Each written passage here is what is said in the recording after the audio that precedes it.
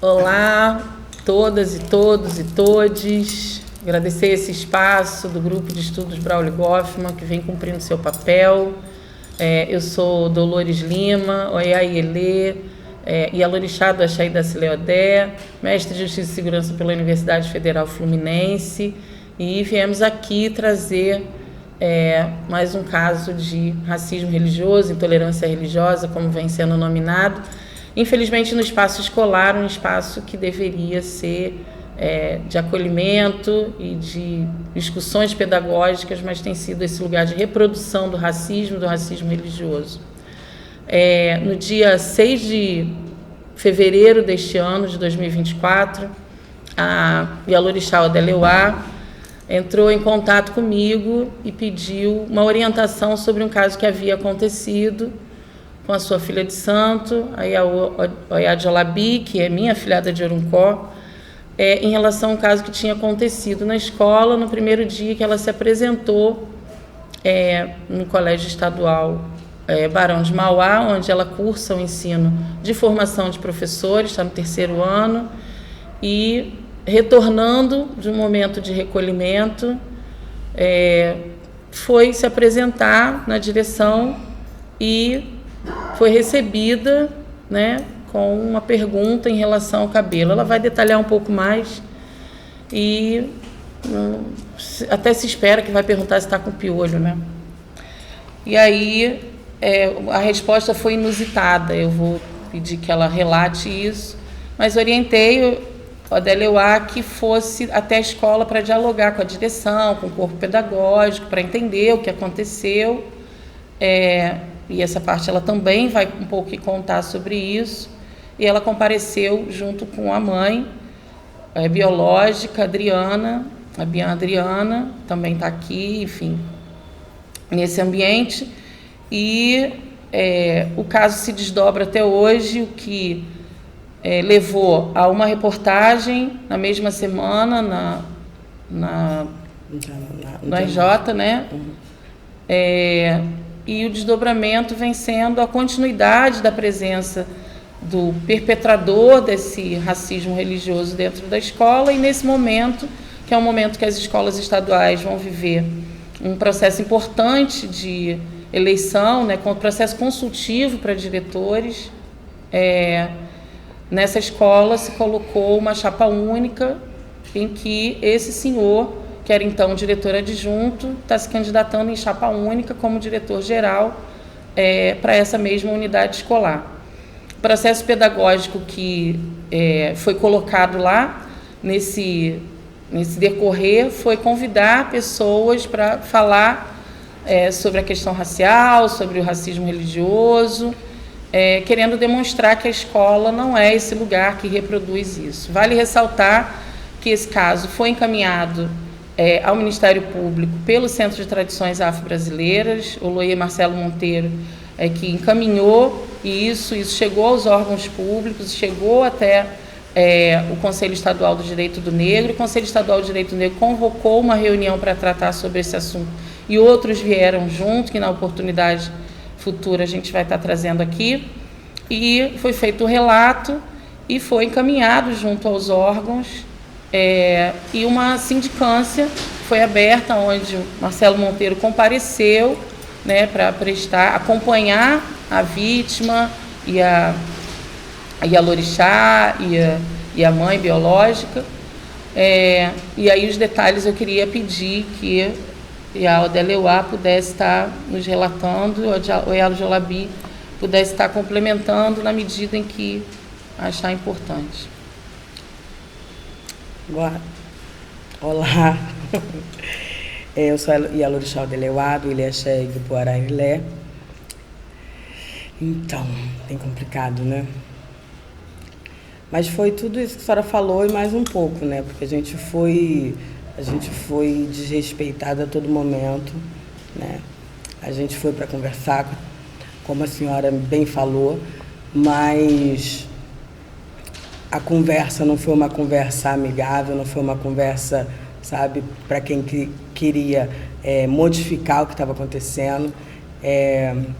Teve, sim, ações dentro do colégio contra o racismo religioso. Eu não deixei ela participar, até porque era uma situação de ensinar a espiritualidade para minha filha, e a espiritualidade ela vai aprender dentro do axé dela, né? Então quem tinha que aprender era quem não é do axé, para não cometer esse tipo de crime. No convite tinha até uma fala dizendo: sua mãe e sua Ialorixá precisam vir para aprender. Para a gente aprender como é que era. E assim, a todo momento, o que muito me espanta é que é um colégio de formação de professores. Eu sempre falo muito isso, que é um colégio de formação de professores. A minha filha tinha um sonho, hoje digo tinha, porque ela não tem mais certeza.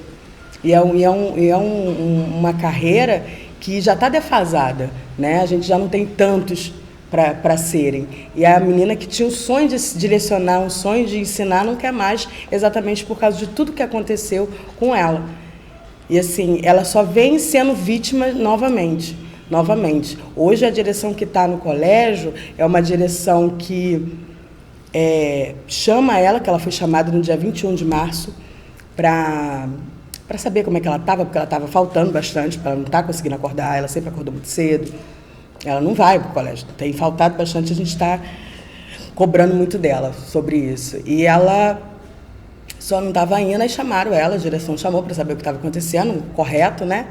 E ela falou que não estava indo, porque teve um problema por causa da formatura, de camisa. Da camisa, porque ficou todo mundo, os alunos todos ficaram contra ela. Porque, por causa do caso dela, afastaram o senhor Bruno Albert e o outro diretor, Henrique, do colégio. E o que acontece? Eles eram os bonzinhos, que deixavam sair, que deixavam fazer tudo do jeito que eles queriam.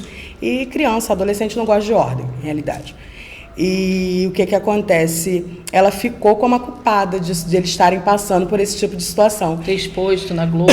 Né? Ela só queria o palco, ela queria a cena, ela queria aparecer, né? E ele não fez nada demais. Isso foi dito por vários alunos, colegas dela, né? Que deveriam ser colegas, e só encostaram ela. Ela saiu de uma pessoa, ano passado, popular no colégio, e assim, eu tenho... Fazia parte do Grêmio. Fazia parte do Grêmio, tinha uma intimidade, né? Mas uma forma de lidar com a direção e com o corpo daquele colégio muito próxima.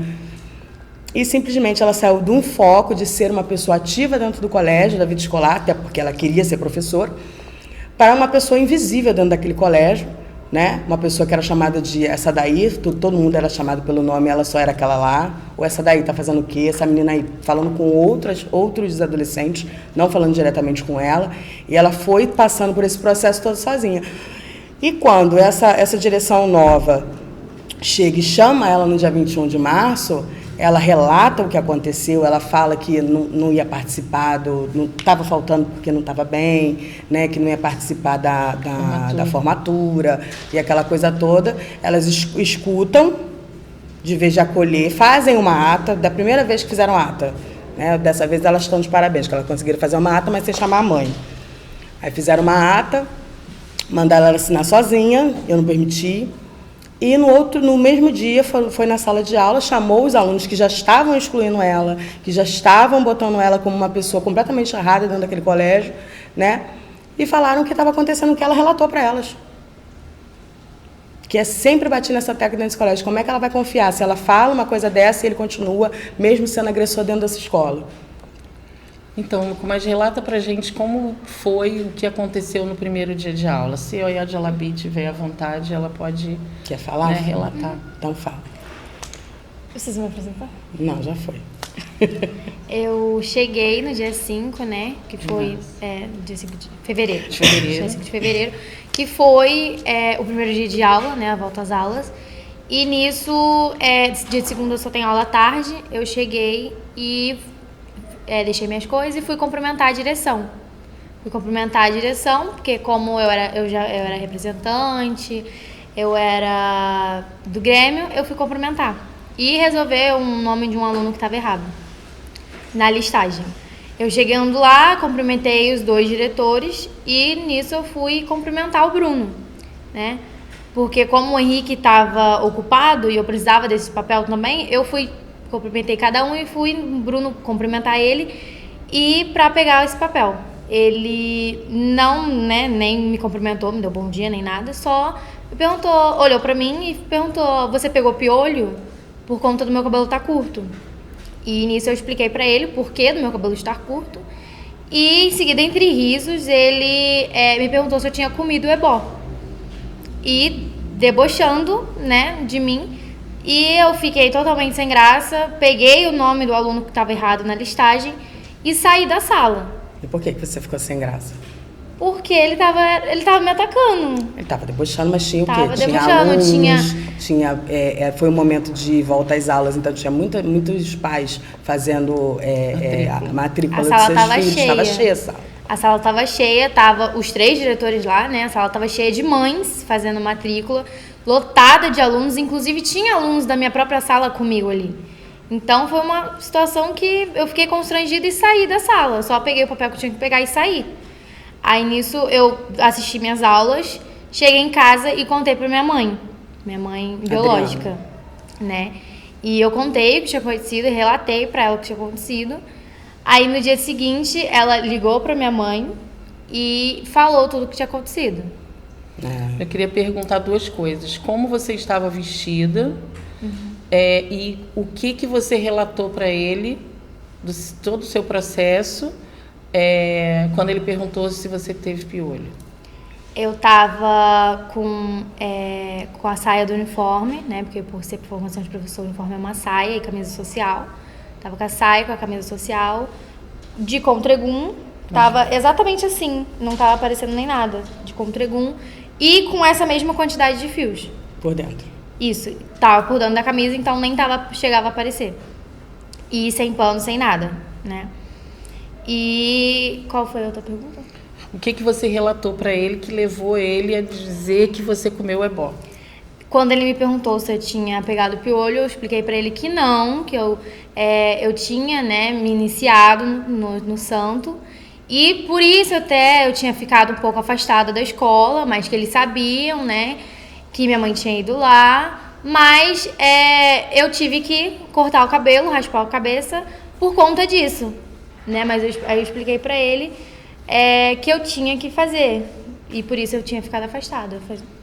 Você explicou que a sua mãe de santo quebrou todas as quisilas e você não precisou ir com toda a indumentária exatamente para não alterar o uniforme, para obedecer a regra da escola.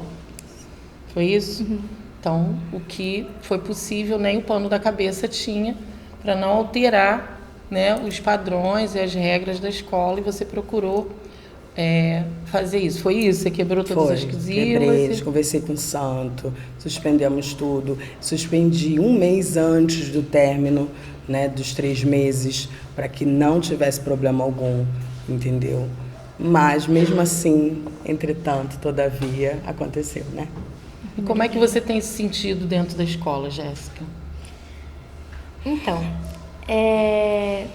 os dias, eu tô só deixando os dias passarem mesmo, porque de uma pessoa, né, que eu era, como a mãe falou, que eu era meio que popular, bem dizer, porque eu era do Grêmio, eu era representante, conversava com todo mundo. Eu tinha uma relação boa, né, com todo mundo da escola, só foi por água abaixo tudo isso, né? Eu tinha saído da formatura por conta dessa situação toda, porque eu virei ninguém, né? Não era mais nada.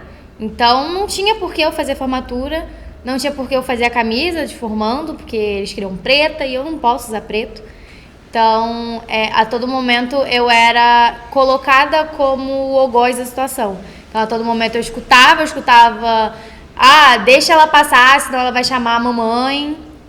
Eu escutava que dentro dos banheiros que ele era só brincadeiras, que ele, né, o diretor Bruno, que ele não tinha feito, que era só brincadeiras, que eu só queria fama, eu só queria me aparecer. Agora você escuta o quê? Que você não vai fazer comigo o que você fez com o Bruno. Ele saiu como um coitado. Sim. E agora ele tá de volta, Os próprios amigos, que diziam que eram amigos dela, que não são mais, dizem pra ela, tá pensando o quê? Você vai fazer comigo o que você fez com o Bruno? E agora ele tá de volta. Isso aí te causa Que tipo de sentimento em relação a todos aqueles anseios, aquela sua vontade em relação a estudar, o seu rendimento caiu, né, nas disciplinas, a sua falta de vontade de estar mesmo dentro da escola, como é que é isso agora? Eu tô faltando muito, muito mesmo. De uma semana que eu tenho aula o dia inteiro, quase todos os dias eu chego meio-dia, ou tem dias na semana que eu nem vou. Notas, eu acredito que caiu, né? A gente está no começo do ano, mas meu rendimento na escola caiu muito. Trabalhos que eu entregava até antecipado, eu tô entregando atrasado. Então, caiu muito. Fala um pouco pra gente do processo, né, dessa desestabilização, claro, por conta desse trauma, do que aconteceu no seu corpo, na sua pele, né, que se manifestou a partir desse trauma. Eu tive alguns problemas na pele, né? Deu várias bolinhas pelo corpo inteiro, nos braços, né? E inclusive ficaram as marcas e coça bastante, machuca, chega a ferir a pele. Aí tá tudo manchado aqui os braços. Dormir, eu não durmo mais. Um dos motivos de eu não chegar na escola de manhã, né? Que minha aula começa às 7, eu não durmo mais. Quando eu durmo 2, 3 horas da manhã, quando eu consigo dormir. E tá dando ataque de ansiedade. Qualquer gatilho, né, que envolva esses assuntos me dá uma crise de pânico. Inclusive, quando eu vi esses papéis escolados, né, da direção, o primeiro papel que eu vi, né, ele tava colado de frente, dentro do banheiro. De frente, assim. Esse papel que você está falando é da divulgação da chapa. Isso. Ele estava colado na entrada do banheiro. E na hora que eu vi, eu fiquei tipo, não. E eu tive uma crise de pânico ali, né? Porque, tipo, não estava acreditando que ele estaria de volta. E tá difícil. Eu quero ressaltar do gatilho que isso gerou na lembrança de Odeleuá em relação a um trauma muito semelhante a esse que ela passou quando ela estava no período escolar. E se ela tivesse, isso não for, né, muito... Não, fala. Que ela pudesse contar isso, porque esse é um tema que eu venho trabalhando dentro da minha dissertação do mestrado, que é o silenciamento disso. Como é que ficam as crianças chamadas na escola de macumbeiras, né, em relação a esse tipo de tratamento na escola. E o relato da Odeleuá, o processo da discriminação da Oyad Jalabi trouxe um gatilho para a Odeleuá. Eu queria que ela relatasse um pouco como foi esse processo dela e como ficaram os estudos dela a partir daí. Então, eu fiz o orixá, eu me iniciei com 14 anos de idade. Sou filha de Dankyossi, falo de Oxum.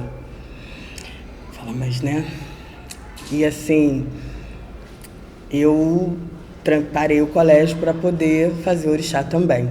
E quando eu retornei para a noite, porque eu queria estar dentro do axé, né? E quando eu retornei também com o cabelo bem curtinho, só que eu usava só um fio de Oxóssi. Eu usava um fiozinho de Oxóssi, mais nada. Enquanto Egum, minha mãe tirou tudo. E eu fui pro colégio. Nas primeiras semanas de colégio, eu fui pro banheiro depois do recreio, no finalzinho do recreio, para voltar para a sala. Quando eu entrei no banheiro, a coordenadora evangélica entrou e falou que ia tirar o demônio de dentro de mim. Botou a mão no meu ori, né? Ela gritava que ele precisava tirar o demônio do meu corpo. E meu orixá passou. Eu tinha uma amiga, não lembro o nome dela, que era de Umbanda, que tinha a Mariazinha. Ela era de Umbanda e era a única que ficava perto de mim dentro do colégio, porque era a única que entendia que eu era do santo, né? Então a gente se colou muito. E ela estava comigo nesse momento, e ela tirou a coordenadora, quase bateu nela, pediu: paizinho, deixe seu menino. Meu santo deixou meu herê foi pro barracão, né? Teve que foi um processo para ele sair de dentro da escola. Desde então eu parei de estudar. Me dediquei ao orixá. Estudo de uma forma remota. Para mim, o estudo sempre foi muito importante, por isso que... Quer um pouco d'água? Por isso que eu sempre... Não é a primeira filha que eu, mesmo dentro do Roncor, faço estudar de forma remota. Depois da Covid temos essa possibilidade. Porque eu não tive como, e eu sempre quis estudar. Então bebe um pouquinho d'água. E assim, ver o colégio dessa menina, quando ela foi a mãe, coitada, que ensambolou ela. Minha filha, obrigada. Essa menina é louca, a mãe dela foi no colégio, conversou, ela teve todo o acolhimento daquela escola. Eu falei, poxa, diferente, sabe? A menina, a coordenadora, ela era de Umbanda, ex-coordenadora, ela é de Umbanda. Ligou para mim diretamente, falou, não, mãezinha, a senhora precisa de quê? De 21 dias, vamos dar um jeito, eu vejo aqui. Autorizou ela estudar remota, ela fez mesmo dentro do Roncor.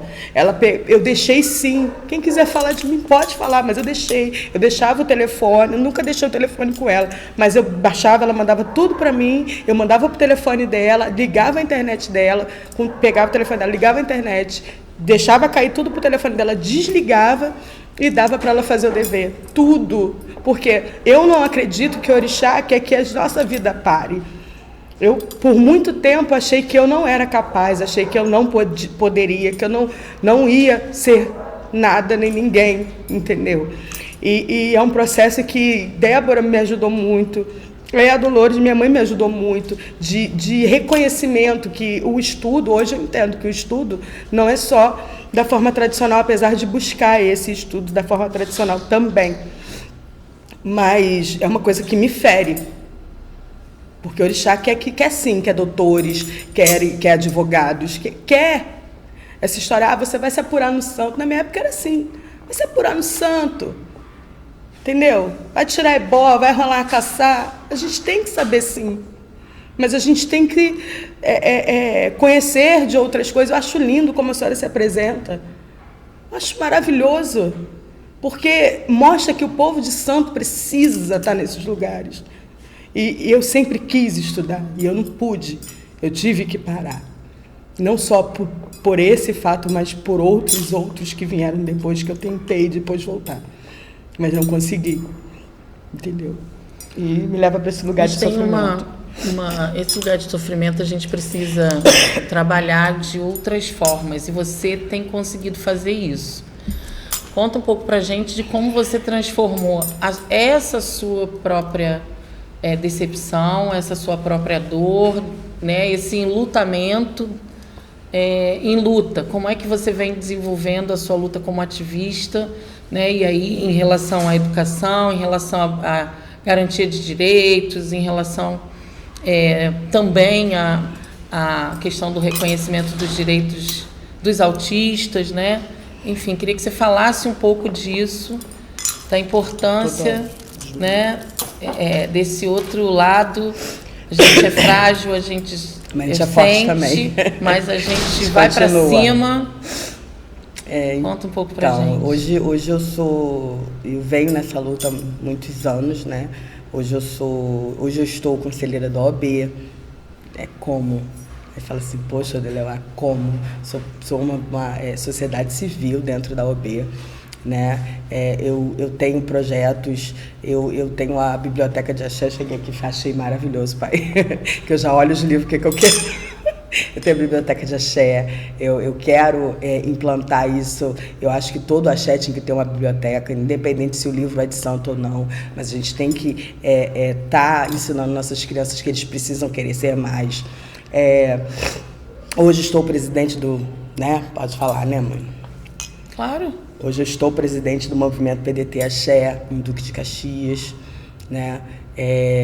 Eu sou uma mãe atípica, eu tenho um filho autista, um homem de 20 anos, e a gente batalha com ele a vida inteira.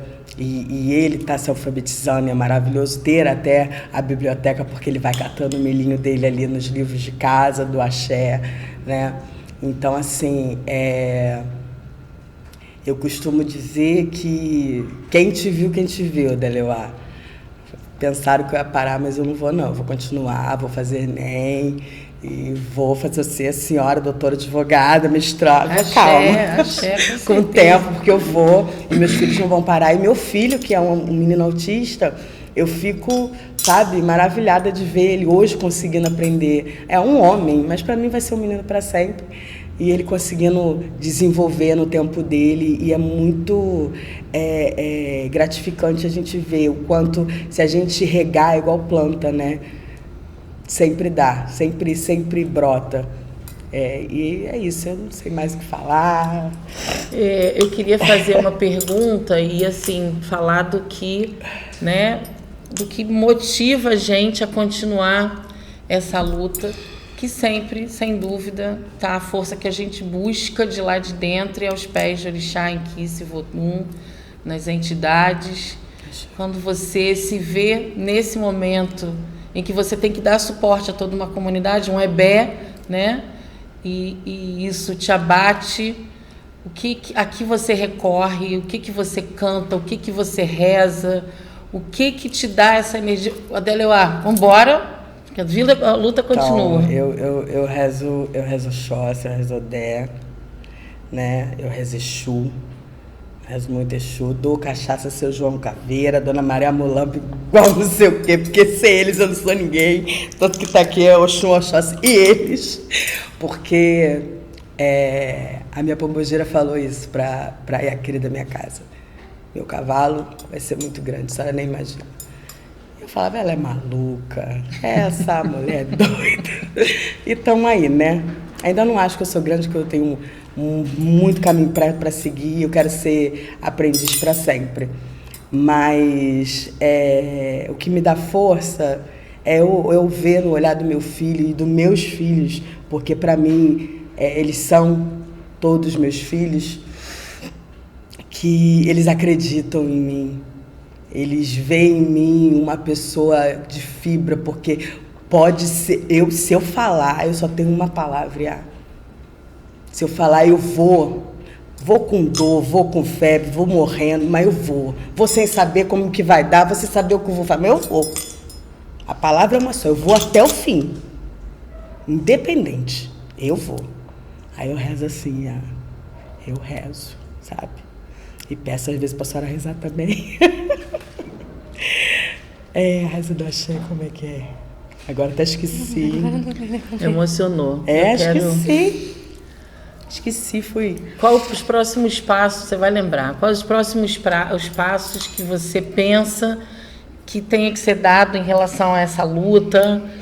Fala um pouco do que você tem feito muito recentemente nas suas redes sociais, fala das suas redes sociais, da conscientização em relação aos direitos, né, em relação às legislações, fala um pouco disso. E o que a gente, você como uma autoridade tradicional, qual o próximo passo em relação a esse enfrentamento? Eu acho que a gente precisa se aquilombar, né? Apesar que falaram para mim que eu tenho que ressignificar essa palavra, que tem que falar de outra forma. Como é que falo certo? Não, quilombar com K. Com que o I foi o que os colonizadores colocaram. Então. Quilombo com K é outra história. A gente precisa dessa força ancestral que está dentro da gente, e a gente precisa dar o direito a quem tem direito. Como isso? Eu tenho o costume, eu sempre falei muito, porque a gente tem direitos, a gente não acessa, o povo de axé não acessa direitos porque não sabe. Então eu resolvi hoje falar todos os direitos nas minhas redes sociais que a gente tem e que o povo de axé não sabe. Então não tem como eu ir na casa de todo mundo, mas está lá na minha rede, né? Uma rede pequenininha e sem pretensão de ser grande, mas só de informar mesmo. E eu estou fazendo esse trabalho de formiguinha. Acredito que quando chamam assim, vamos lá que vai ter festa de novo, todo mundo vai. Mas quando vamos nos mobilizar, vamos nos unir, vamos para frente do colégio, vamos bater tambor, vamos botar isso na rua, vamos. Não só porque a festa do pai lá tem 10 caixas de cerveja. Depois a gente junta e os macumbeiros sempre dão um jeito. A gente, Exu proverá, vai dar um jeito. Entendeu? Mas a gente precisa desse movimento das pessoas se unirem ou se rebelarem contra isso. Porque nada adianta pra gente a gente ter uma lei que coloca que é inafiançável, o crime de racismo é inafiançável.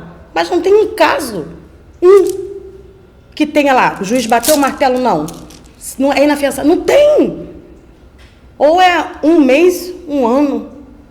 Aí a gente fica estudando, pensando. Então pede desculpa e tá pede desculpa, faz uma retratação que você não está se retratando, como esse de bonito do Bruno Albert, Cupertino, até lembrei o nome dele. Botou uma retratação que não é retratação, não tem cunho nenhum de retratação. Aí como é que a gente fica? Como que fica? Não tem o que fazer, a gente fica de pés e mãos atados. Como é que outras pessoas vão querer adentrar essa luta? Se o caso dela está dessa forma. Mas mesmo o caso dela dessa forma, eu acho que a gente precisa fazer barulho. A gente precisa se movimentar, a gente precisa resistir e fugir para esse quilombo. E esse quilombo não é o quilombo de se enfiar dentro dos nossos terreiros e se esconder. É ir para o enfrentamento. Hoje o quilombo, para mim, se chama enfrentamento. Muito bem. Eu acho que a gente tem aqui um desdobramento interessante que fica aí, né, no ar, essa forma de fazer enfrentamento, das redes que você tem acessado. A gente tem, né, no meu processo de formação muito recente, a gente tem falado de um tipo de conflito que, na verdade, ele está engendrado em toda a sociedade, ele tem um motivo, ele tem um princípio, ele tem um objetivo, né? E mobilizar tem sido a forma principal, né, de fazer esse enfrentamento. Esse olhar de resistir permanecendo onde a gente está, não é recuando o que eles desejam que a gente faça. E isso tem sido um foco muito importante desse estudo, né, lá no Ginga, na UF, a equipe que eu pertenço, e outras mobilizações que vêm acontecendo e que, de alguma forma, você entende que isso você já deu uma dica, que esse é o caminho, porque as legislações é o que você citou nas suas redes, está lá, quem quiser acessar, o DLUA, né? Mas eu acho muito importante que o nosso povo entenda, a gente precisa mudar essa chave. Só a gente estando no lugar de poder, decidindo essas leis, é que as coisas vão mudar. Não adianta só a gente ir militar, a gente precisa estar lá. O que vai fazer lá? Lá a gente dá um jeito, é igual macumba, chega lá na hora, dá um laço, a gente dá um jeito, mas a gente que tem que assinar pela gente. Até quando essa alforria não vai chegar? Quando que vai chegar essa alforria para o nosso povo de axé? Que momento que ela chega? Porque sempre é o outro, é o evangélico, é o branco, é o homem. Quando que nós, mulheres, nós, povo de axé, nós, corpos pretos, vamos estar ocupando esses espaços de poder? Então, a gente só vai ter um desdobramento no momento que a gente estiver fazendo as nossas leis. Axé, a do pé. Eu acho que é isso. A gente tem aí, vou propor, né, que a gente traga para uma entrevista aqui, para dar continuidade, né, nesse fio da meada, porque, na verdade, vários materiais desse grupo de estudos servem, inclusive, para outros estudos, pessoas na universidade, enfim, colégios, têm acessado essas redes. A minha própria pesquisa acessou o caso Rian, que foi um caso de racismo religioso numa escola municipal do Rio de Janeiro, em 2014, e que a gente traga outros atores que tiveram e estão envolvidos nisso. O presidente do Conselho Estadual do Direito do Negro, o Negro Gum, que trouxe esse assunto para dentro de uma reunião, né? No mesmo dia, elas saíram e foram para a DECRAD para fazer, né, o registro da ocorrência. A Nailá, que é a presidente do Conselho dos Conselheiros Estelares, né, que foi até a escola, teve uma diligência nessa escola, que foi dialogar com a direção, foi dialogar, e não foi só, né, no momento. E a gente só foi chamado pelo Conselho Tutelar porque ela Então acho que é importante trazer a versão da Nailá. Ela é uma mulher evangélica, sim, assumidamente evangélica, mas está ali cumprindo seu papel, né? Eu acho que é importante outros atores que vão estar se envolvendo aí em todo esse processo da rede que a ODLUA vem construindo com a própria OAB, né, e com os próprios espaços ou demais espaços públicos da sociedade civil para fora dos terreiros, para fora desses territórios tradicionais de matriz africana. Então, quero deixar aqui a proposta, mas quero aqui registrar que eu entendi que a ODLUA está fazendo um chamamento para esse momento de mobilização, para esse enfrentamento, não só para esse caso, mas para outros que, como o dela, ficaram silenciados no passado e que nos dados da Secretaria Estadual de Educação estão ocultos relacionados à evasão escolar. Então, a gente tem possibilidade de que o racismo religioso cause evasão escolar, o racismo cause evasão escolar, a homofobia cause evasão escolar, a lesbofobia cause evasão escolar, e isso são dados que estão ocultos na Secretaria de Análise da Secretaria de Educação. O que é analisado é só o rendimento, nota e frequência.